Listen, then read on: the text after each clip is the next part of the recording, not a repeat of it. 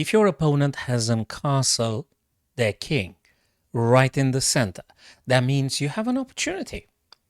Your king is castled, assuming, you following the golden rules of the openings with the middle pawn, knight and bishop out quickly, and castle, probably short in most cases.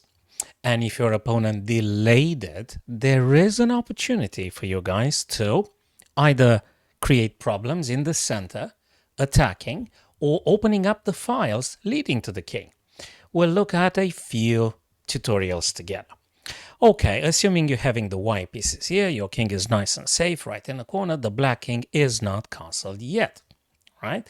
Now, could we perhaps take advantage of the situation, improving our piece's position, launching attacks on our opponent? Of course we can.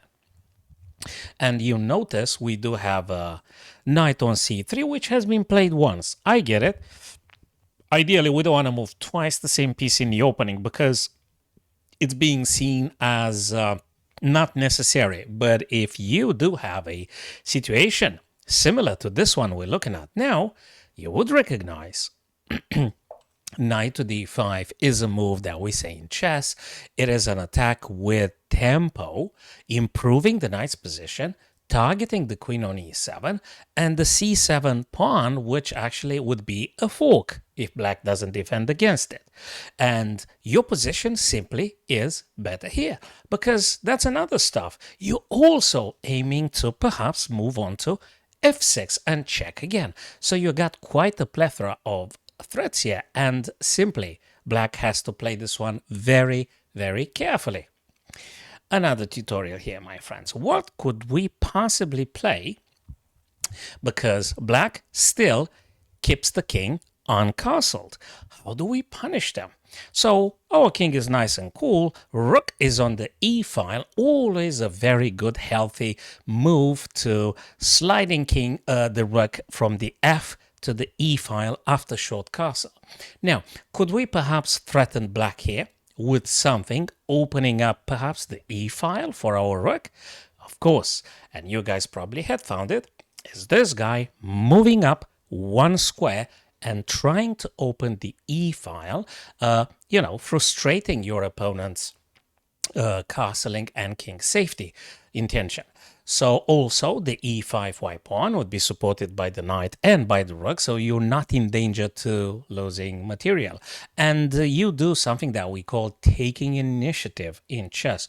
You take the initiative, you do the attack first, if possible, in a very wise manner. So e4, e5 attacks the black knight, threatens the pawn, and everything is great.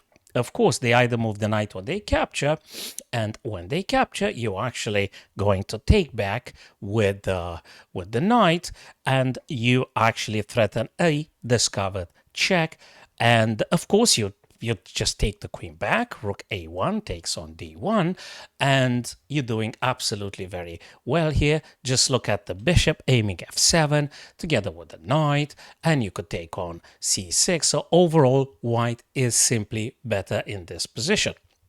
You're doing absolutely fine. Your rooks are dominating in the center, d and e5 respectively, and it's just great for you to having this with white. Again, it doesn't mean all of a sudden that you are guaranteed the victory, but by recognizing that your position is better and identifying the weaknesses, double pawn on c6, therefore you will be able to attack the double pawns easier, and the a6 isolated one, black pawn, that also matters very much.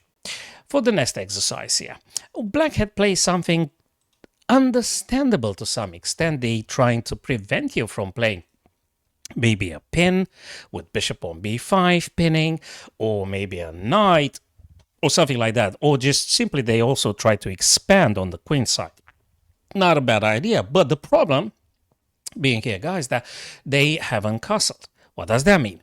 Well, what if we just stop them from castling? Because we know when we have a bishop controlling the squares through which the opponent's king is supposed to go through, obviously not allowed, illegal, can't be played. So bishop h6 simply frustrates black here.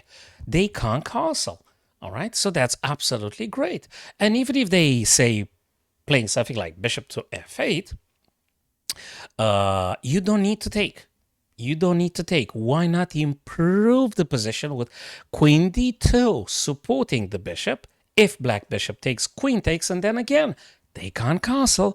Also, black is not able to play knight to g4 because you've already played h3, preventing them from attacking your piece on h6.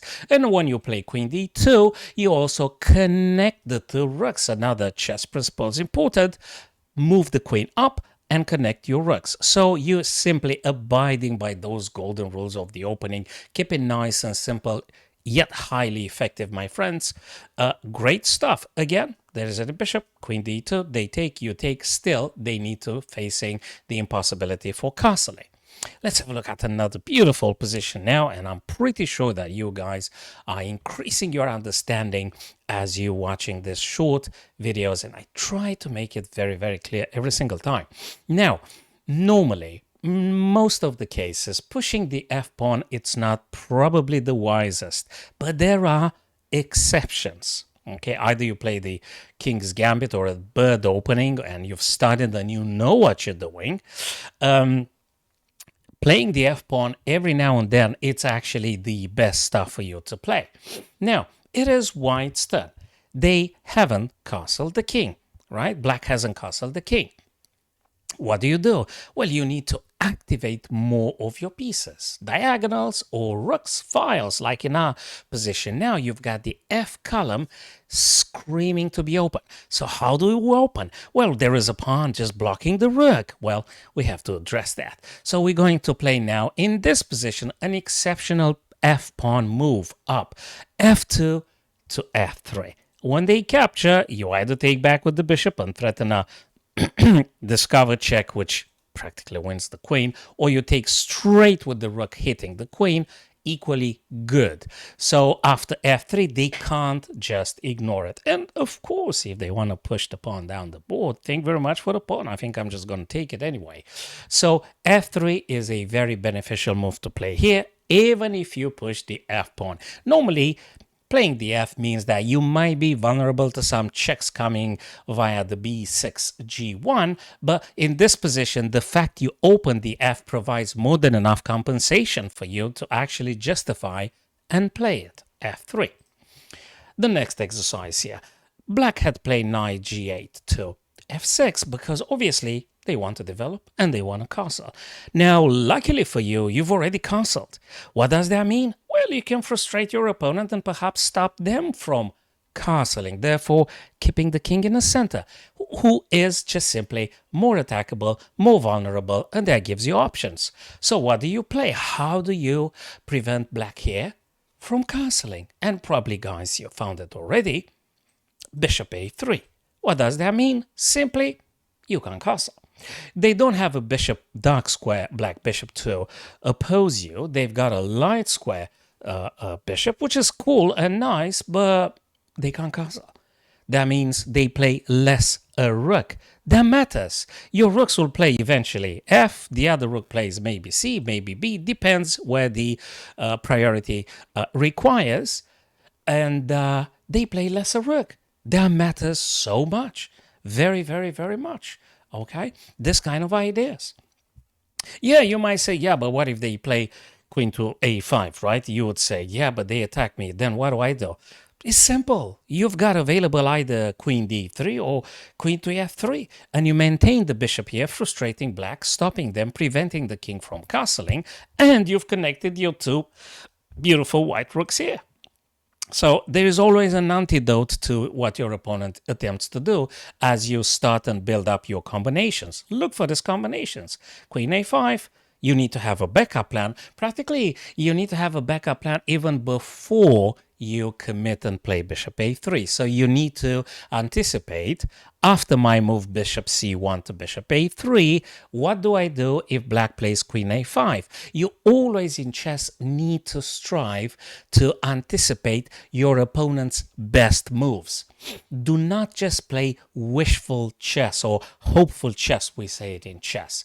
You know, you're dreaming that your opponent will necessarily play a bad move. No, you've got to think and anticipate the most inconvenient move they could do. The best move you could possibly envisage, think about having a backup plan and an appropriate response. Okay, so you know, if queen a5, queen d3. Cool stuff. So guys, I think that's probably enough for a short video on our YouTube channel. Subscribe please if you haven't done it. Share it with family and friends. And we'll see you in one of these evenings if you got some spare time to discussing together more chess events covering or positions or games analysis. Thank you and see you soon.